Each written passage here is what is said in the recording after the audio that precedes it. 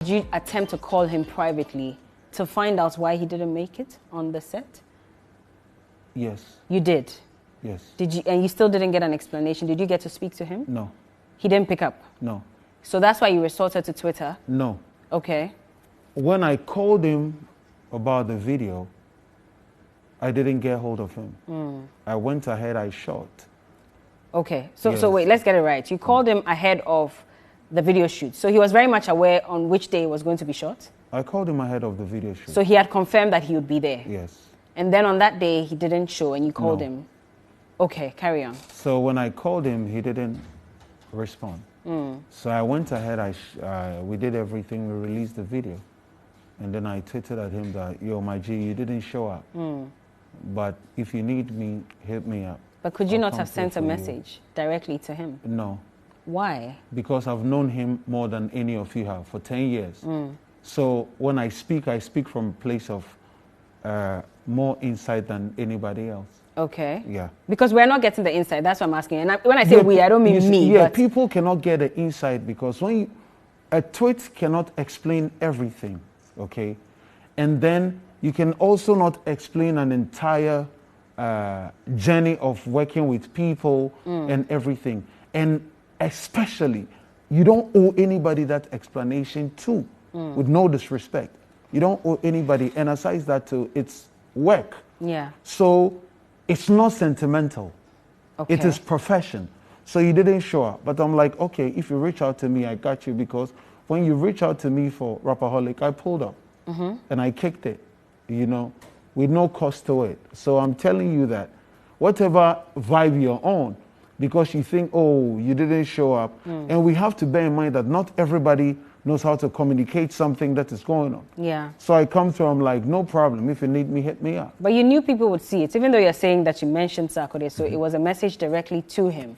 But No, you put it on a platform that has millions of people. And Yes. anybody, because they don't have the insight to your relationship with him, they could have misconstrued. And you still allow that to happen? No, you see, people will always misconstrue things. And that is something I am not bothered about. If you leave it vague, then they will misconstrue. If Don't I you leave think it so? vague. Yes. So, like I keep saying, when I tweeted at my brother, I tweeted at him for two things. We are working. We're in a space. Okay, we're in a space. My people who love my music, they will ask me why he didn't show up. I can explain to everybody. But I'm saying the most important thing is that know that you didn't show up, but know that it doesn't change our relationship. And if you need me, hit me up. Unless people want to read meanings beyond what they see. And that is what social media is. They want to read meanings beyond what they see. Yeah. Telling somebody you have their back, even though they've done something that is not right professionally, there should be no other deeper meaning to it. Whether you say it on a pulpit or you say it to them in the bedroom. It's like saying, I love you to somebody in public. It doesn't change the impact. And so people shouldn't see it any other way. Was this a PR gimmick? A deliberate attempt to get more people to jump on it? Because then if they see that tweet, they'll see that you've attached the video. They'll want to go and watch the video. Was it a way of promoting No, your music I've never been about jumping on people for PR. Like, it's not to say that I'm full of myself, but I just know that you have your path. And then you just have to chat it. So I've never been about jumping on somebody for PR. It has never been my thing. That's probably the reason you don't even see me do song with a supposed hot person. I do song with people because they are talented. Okay. I do song with people because I feel that particular song, they'll bring something to the table. So there's nothing PR to it. And aside that, I am an A-list artist. Okay, I am on the level of Sarkodie, as an industry colleague. Yeah. There's nothing he can do creatively that I cannot do.